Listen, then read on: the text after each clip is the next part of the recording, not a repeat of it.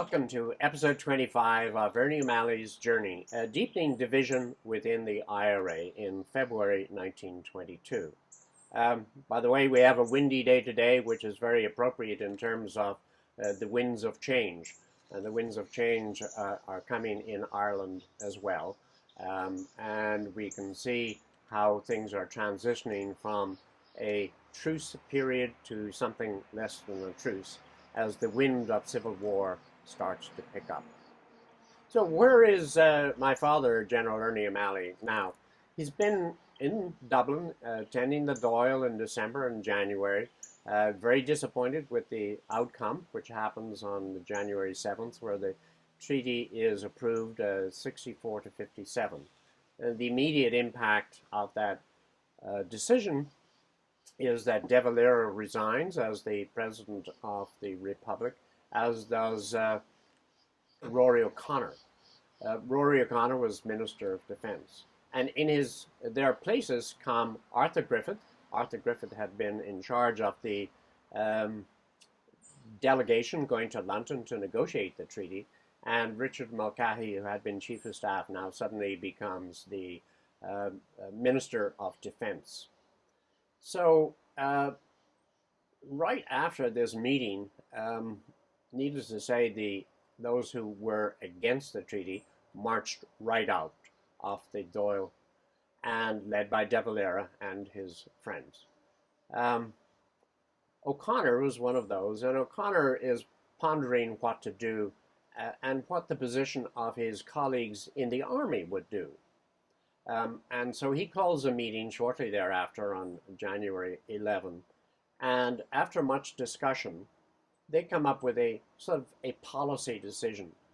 And that idea, it's a bit of a strategy to make sure that the treaty is put before the convention of the IRA. The Irish Republican Army was a volunteer group organized under the concept of a convention, an annual convention, and that they needed to get their approval.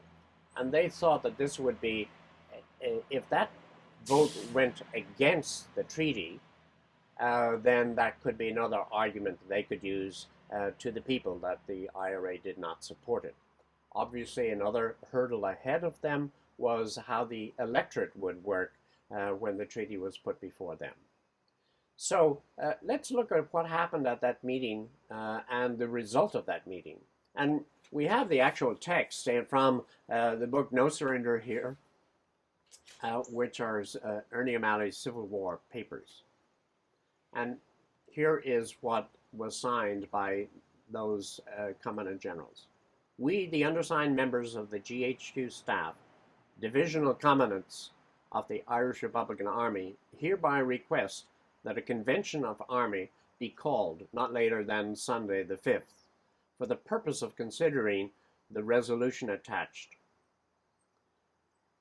We also require that the machinery for calling and carrying out the work of the convention be made up of an equal number of persons appointed by you, on the one hand, and by the committee representing the undersigned, on the other hand, and that a chairman of the convention be appointed by mutual agreement between you and this committee. Now, the rest of that letter goes on to the technical details as to how a convention would be operate, how many people would represent a company, a battalion, a brigade, a division. And to the extent that the IRA was built on a democratic basis, all of those people, down to sort of the village area that was representing a company, would get their say. So again, I think this party of the anti-treaty group wanted to see what would happen when you got this local appeal down the countryside. Needless to say, they were hoping that this would be an anti-treaty support, but they would never know, and we don't know what would happen had it been defeated by the entire amount.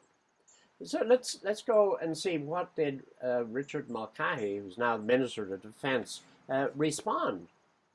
So next day, he responds on January 12th, and he says to each of the people who had signed that letter, that the Dáil as a whole is the elected government of the Irish Republic, and that the supreme control of the army is invested in it, and that the proposal contained in the resolution to change the supreme control of the army is entirely outside the constitutional powers vested in the Dáil executive by the Dáil. I am making arrangements to meet and discuss this matter with you in the next few days. And so clearly you have both sides teed up here, one and in their own legal arguments, one saying that we need the convention because this is what traditionally they had done. Technically, on that point, there had been no convention since 1918, but notwithstanding that, and there also had been a change in allegiance. That oath of allegiance, which had been issued to the IRA on orders from the headquarters, had in essence transferred the loyalty from the convention to the Dáil Éireann, so that the Irish Republican Army was in fact an army represented by and responsible to the Dáil, not to the convention. Now, on the other hand, the legalistic argument, which is that from the pro-treaty side, which is the Dáil controls, and the executive controls the Dáil currently, and so we must go with that. So what is the rest of the story, and how does this play out? No one better to tell this story than Ernie O'Malley in his The Singing Flame, where he continues what happens after that. Some days after Mulcahy had received the communication, he summoned the seniors to Dublin. We met in the Banba Hall. All the headquarters staff, division commandants, and the independent brigades were represented. I carried 2 guns under my coat, as I thought there might be an attempt to arrest some of our members. We sat around the room in a semicircle, but there was no break, there was no division. To the right were the men from the Republic, to the left were the treatyites. Mulcahy said he intended to keep his promise to maintain the army as the Republican Army. "A name will not do it," said Rory when the Chief of Staff stopped speaking. "We intend to cut away from the headquarters," said Billy Pinkerton. "All you," pointing to the staff and to the officers on the left, "want to build up a free state army so that you can march in step to the British Empire. Do it openly. We stand by the Republic." "I do not recognize the authority of the headquarters," I said, "nor of Dáil Éireann. The members of the cabinet and of the staff are imperialists, marking time until we are worn down. They, the Free State, will be maintained with the arms which the British have sold to you." Staff officers protested.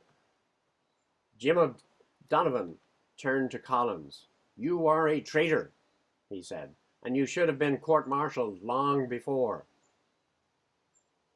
Collins jumped to his feet. There was loud shouts of "Withdraw! Apologize!" Some of our number seemingly did not approve of the word traitor. Mulcahy brought the meeting back to order with a few quiet words. Whatever he felt, his face did not show either feeling or emotion. Colin sat with his hands propped up, supporting his chin, a fighting expression on his face. "I will not withdraw the word," said O'Donovan. "It is true." Mulcahy made a suggestion to offer. "We will give you officers permission to appoint 2 men to attend meetings of the headquarters, to see that nothing hostile to the Republican interest is said or done." "We'll go into another room and discuss the matter," said Rory. We left the meeting and talked over Mulcahy's suggestions. Rory asked for what we thought. "I agree," said Liam Lynch. "I don't," I said. "We cannot remain in Dublin all the time. Things can happen that will not be brought up at a staff meeting, and what will we know of?"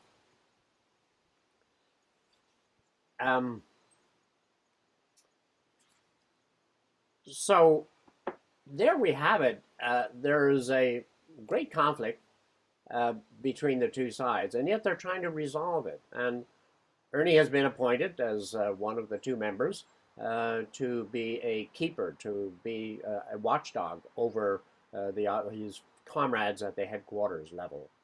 Liam Lynch has had a view that he is tentatively he doesn't want to break away. He still has so much restraint, and my father respects De Valera, respects Liam Lynch, but and in particular in this way, to the extent that Lynch represents a much larger military force, Father did not want to be isolated between two divisions which could have been pro-treaty. Liam Lynch to his south and the commander of the 3rd Southern Division to his north. So he wanted to maintain a position of calm, restraint, and he went along with Liam Lynch at this point. And in effect, they come back together and go into the meeting, and it's somewhat resolved. Mulcahy tells to them, because of this compromise, that he's okay with a convention. A convention can be held. And I think the Republicans left that meeting feeling that there was perhaps some solution. He had listened to them. Restraint was still in control. So where are we with my father's insights at this point? I mean, we've seen a man who is quick to act, quick to react with words. He's still deeply Republican, doesn't trust people who vary from that perspective. In his memoir, we don't know where he particularly stands and what a republic means. We presume it means a full 32 counties, even though technically 26 counties have been given away, and the Republicans would not be in a good position to reacquire the 6 counties to the north. He certainly is against an oath of allegiance to the British Crown and many of the other elements involved in the treaty. He's not a politician. He's a military person. He clearly is aware in terms that there has been peace since the truce started. So we're now 7 months into a truce and a peace. The people have gotten used to it. He's aware that the press, the clergy, and the business community is against him, and that they have enjoyed the truce, and they want to continue into a pro-treaty position. He has also been threatened by the headquarters with a court-martial, and so he doesn't quite know how that will stand. But we will see how these things evolve in the next 2 or 3 months as we lead up to a very significant start of the Civil War. Now, next month we will have Limerick City on the brink of the Civil War, and we will learn more about how things are edging toward that Civil War.